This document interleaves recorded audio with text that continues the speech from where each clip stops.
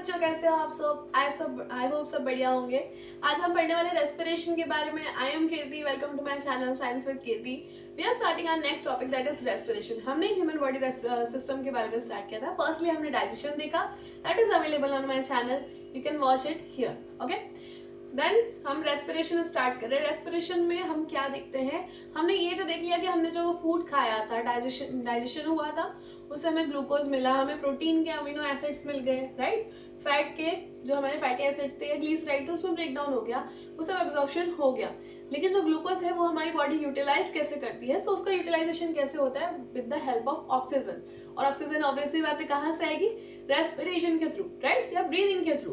अब हम respiration start कर रहे हैं कि हमने जो ग्लूकोज लिया था उससे एनर्जी प्रोडक्शन कैसे हो रहा है हमारी बॉडी में, और हम रेस्पिरेशन करते हैं तो उसके लिए कौन सा सिस्टम किस तरीके का दिखता है, उसमें कौन कौन से डिफरेंट पार्ट्स होते हैं और कौन से पार्ट कौन सा काम करते हैं, we will look at here. Okay, let's start with the respiration.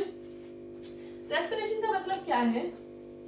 Intake of oxygen and with the help of that oxygen, production of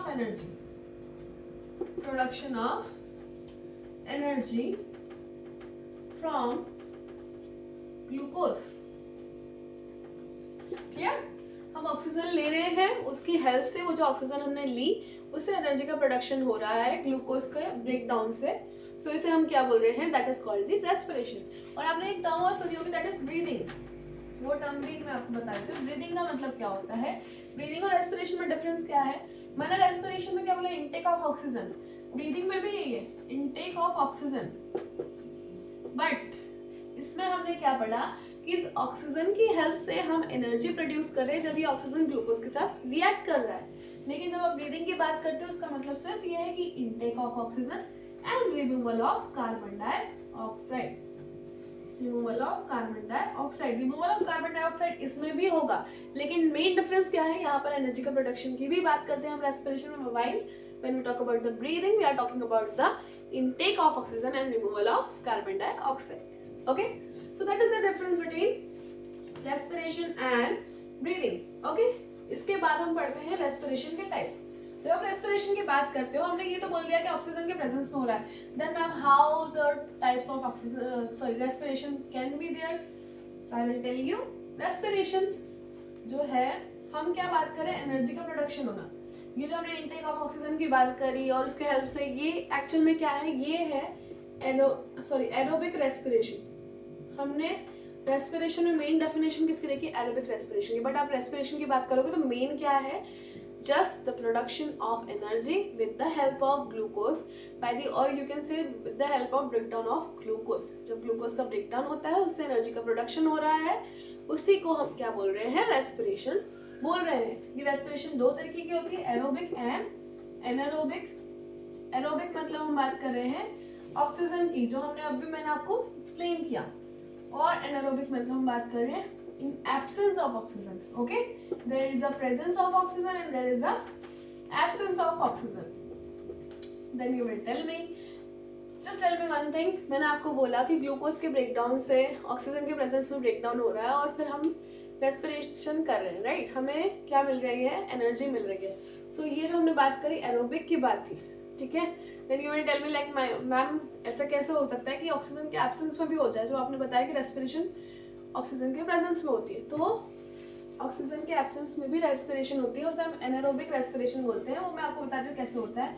ये जो ग्लूकोज होता है ना, ये ब्रेक डाउन होता है अल्कोहल होता है दूसरे स्पीशीज में। एक और मैं टर्म बता दूं आपको, लैक्टिक एसिड। अब इसके बारे में बता दूंगी मैं 2 मिनट में जस्ट, ठीक है। कार्बन डाइऑक्साइड इसमें भी रिलीज हो रही है, प्लस एनर्जी का प्रोडक्शन होता है। अब यहाँ के मैं आपको रिएक्शन बता दूं। यहाँ पे होता है ग्लूकोज का फॉर्मूला सबको पता है, C6H12O6। Very good. Then oxygen के साथ रिएक्शन करो, क्या बनाना है आपको? कार्बन डाइऑक्साइड बनानी है, प्लस वाटर बनाना है, प्लस एनर्जी बनानी है। दोनों जगह एनर्जी का प्रोडक्शन हो रहा है। जो हमने बात करी रेस्पिरेशन की, ग्लूकोज के ब्रेकडाउन से एनर्जी का प्रोडक्शन होना चाहिए, that is a respiration. Oxygen के प्रेजेंस में है तो एरोबिक, नहीं है तो एनारोबिक। अब आपने बहुत बार सुना होगा हम एक्सरसाइज करते हैं हम थक जाते हैं, हमारी सांस बहुत तेज तेज चलने लगती है, उस केस में हमारे साथ क्या होता है, हमें ऑक्सीजन की जरूरत होती है, हमें ज्यादा ऑक्सीजन की जरूरत होती है क्योंकि हम ज्यादा एफिशिएंसी लगा चुके होते हैं, ज्यादा वर्कआउट कर चुके होते हैं, right. So in that case we require more oxygen, sorry yes more oxygen. But हम जितना अभी ले पा रहे हैं ना उतना ही उस समय ले पा रहे हैं, भले आप कितनी तेज भी सांस खींच लो, right. So in that case हमारी बॉडी एनारोबिक रेस्पिरेशन स्टार्ट कर देती है। हमारी बॉडी के बहुत से ऑर्गन होते हैं जो एनारोबिक रेस्पिरेशन अंडरगो करना स्टार्ट कर देते हैं। व्हाई? बिकॉज एनारोबिक रेस्पिरेशन के लिए ऑक्सीजन चाहिए जिसकी अभी क्या हो रही है, डेफिशिएंसी हो रही है। तो जब एनारोबिक रेस्पिरेशन होती है तब ग्लूकोज के ब्रेक डाउन से हमारी बॉडी में लैक्टिक एसिड बनता है।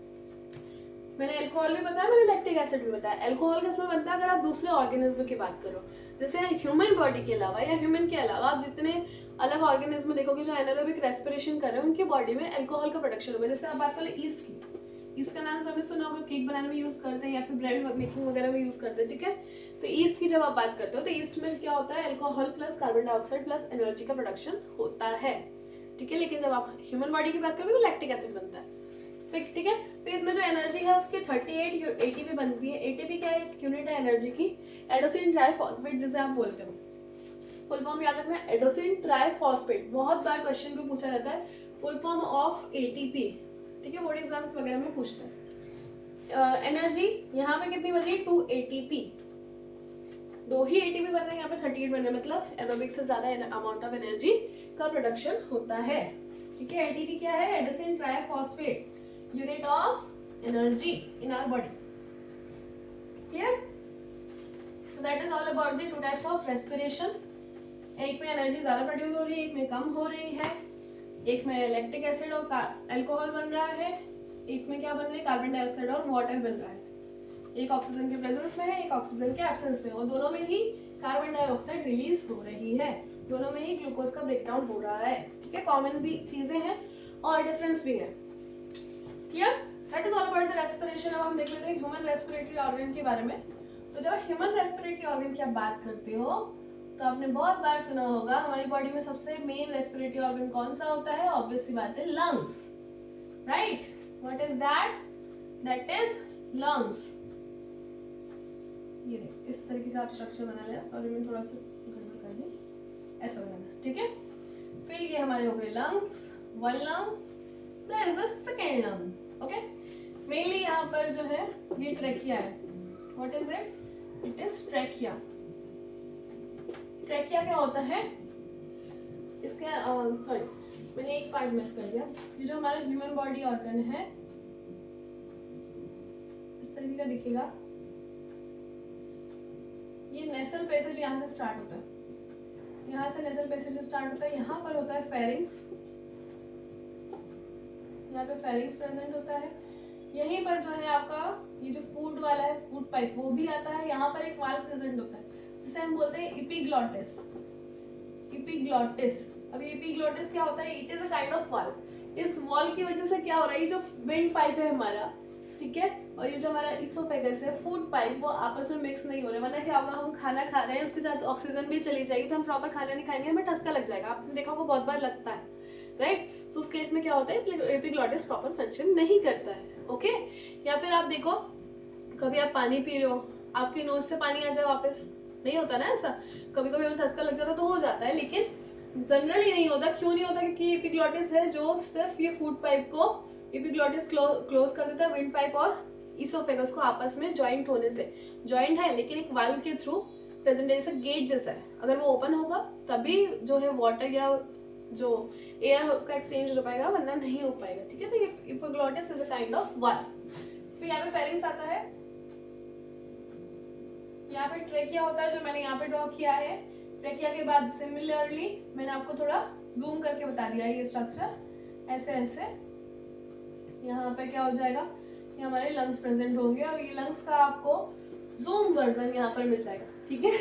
ये जूम वर्जन मैं आपको बताती हूँ। ये क्या है, ये ट्रेकिया है, ठीक है, सॉरी ये ट्रेकिया है। ट्रेकिया फर्दर जाके डिवाइड हो रहा है 2 पार्ट में, जिसे हम बोलते हैं bronchus. Trachea is dividing into 2 parts, that is bronchus, left and right bronchus. क्या बोलोगे आप इसको? Left bronchus plus right bronchus, okay, clear with that? ये ब्रोंकस हो गया। फर्दर ये जो डिवाइड होंगे ऐसे जैसे वेसल्स डिवाइड होती है कैपिलरीज के फॉर्म में, ब्लड वेसल्स फर्दर जाके डिवाइड हो जाती है वेसल्स के फॉर्म, कैपिलरीज के फॉर्म में, ऐसे ही ये भी फर्दर डिवाइड हो जाता है जिसे हम क्या बोल रहे हैं, ब्रोंकियोल्स। ब्रोंकियोल्स जो फर्दर डिवीजन है इसे हम ब्रोंकियोल्स बोलते हैं। इसमें ऐसे ग्रेप्स जैसे स्ट्रक्चर प्रेजेंट होते हैं। It looks like the grapes, dot dot dot dot आप बना सकते हो बहुत सारे। ये गर्ल्स काम बहुत अच्छा कर सकती है, right? I am also girl, right? तो ये काम हम बहुत अच्छा करते हैं डेकोरेशन का, बस हमें वही करना है। इवन ये बॉयज भी कर सकते हैं, बहुत ज्यादा difficulty, dot dot dot dot dot dot बहुत सारे आपको बनाने हैं। बट एक्चुअल में ये क्या है, these are the alveoli. These are the alveoli. Alveoli का मतलब क्या है, ये छोटी छोटी यूनिट्स होती हैं। It is the main unit of the respiratory system. इसे आप क्या बोल सकते हैं, main unit of respiratory system. ये मेन यूनिट कैसे है मैं आपको बताती हूँ। इन्हीं से जो है ऑक्सीजन का एक्सचेंज और कार्बन डाइऑक्साइड का एक्सचेंज होता है। एक्चुअल में ये जैसे ये प्रेजेंट है ना, यहाँ पर हमारी क्या होती है, ब्लड वेसल्स भी प्रेजेंट होती है। जैसे एल्वेलाई है, इसी ब्रोंक्यूल के पास क्या है, इस तरीके से ब्लड वेसल्स फैली होती हैं लंग्स में, ठीक है, इन्हीं एल्वियोलाई के पास। अब क्या होता है मैं आपको बताती हूँ।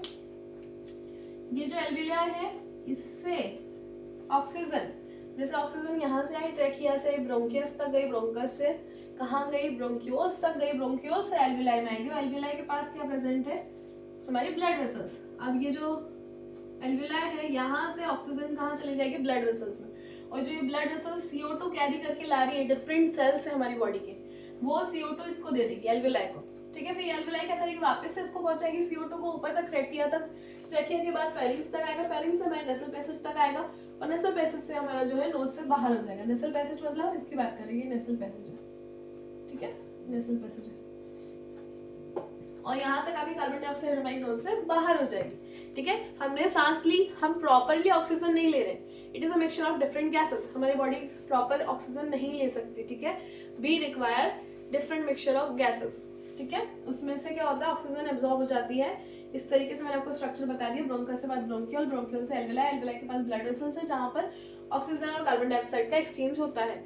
ऑक्सीजन जो है डिफरेंट सेल्स तक यहाँ से ब्लड वेसल के थ्रू पहुंचा दी जाती है। डिफरेंट सेल के पास क्या प्रेजेंट है, ग्लूकोज, क्योंकि डाइजेशन के बाद हमने पढ़ा था एसिमिलेशन और एब्जॉर्प्शन की प्रोसेस, उसमें क्या हुआ था, जो भी ग्लूकोज वगैरह या जो भी फर्दर बने थे, अमीनो एसिड्स बने थे, फैटी एसिड्स बने थे, वो ब्लड वेसल के थ्रू डिफरेंट सेल्स तक हमारी बॉडी में पहुंचा दिए गए थे। अब सेल के पास ग्लूकोज तो है, लेकिन उस ग्लूकोज को डाइजेस्ट करने के लिए ऑक्सीजन भी चाहिए, वो भी कौन सप्लाई करेगा, ब्लड वेसल, ठीक है। इसलिए ब्लड वेसल को ट्रांसपोर्टेशन का मेन पार्ट माना जाता है, या मेन फंक्शन इसका क्या होता है, ट्रांसपोर्टेशन होता है, राइट। सो वो ट्रांसपोर्ट किसका करेगी, अब ऑक्सीजन का करेगी। ये ऑक्सीजन को भी वो डिफरेंट सेल्स तक पहुंचाएगी जहां पर ऑलरेडी ग्लूकोज प्रेजेंट है, फिर रिएक्शन होना स्टार्ट करेगी। ग्लूकोज प्लस ऑक्सीजन जो मैंने आपको बताई थी पिछले इसमें एरोबिक में, glucose plus oxygen will give you carbon dioxide plus water plus 38 ATP बनेंगे, that is energy. Okay, clear. फिर हमारी बॉडी की हर एक सेल को एनर्जी प्रोवाइड हो जाएगी और वो फंक्शनिंग स्टार्ट कर देगी, ठीक है। अब जो ऑक्सीजन तो पहुंच गई थी, ग्लूकोज के साथ रिएक्शन भी हो गया था, कार्बन डाइऑक्साइड जो बनी उसका तो हमारी बॉडी में कोई काम ही नहीं है, it is a waste material for us. और हमारी बॉडी में जो भी वेस्ट मटेरियल होता है वो उसका रिमूवल होना जरूरी है, राइट। जैसे लिक्विड का रिमूवल होता है, यूरिनरी सिस्टम होता है हमारे पास, डाइजेशन का रिमूवल हो रहा है तो हमारे पास इजिशन सिस्टम है, right. In the same way respiratory system में भी कार्बन डाइऑक्साइड का रिमूवल होता है, clear.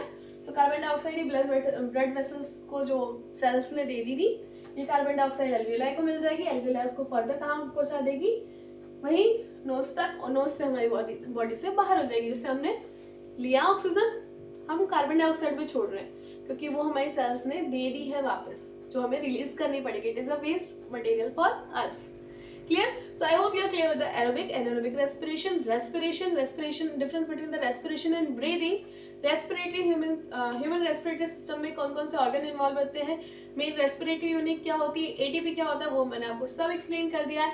I hope you are clear with all the terms. Thank you so much. If you like my video, please like, share and subscribe my channel. और previously जो videos present है, don't forget to watch it, okay? And keep waiting for my another video. Thank you so much.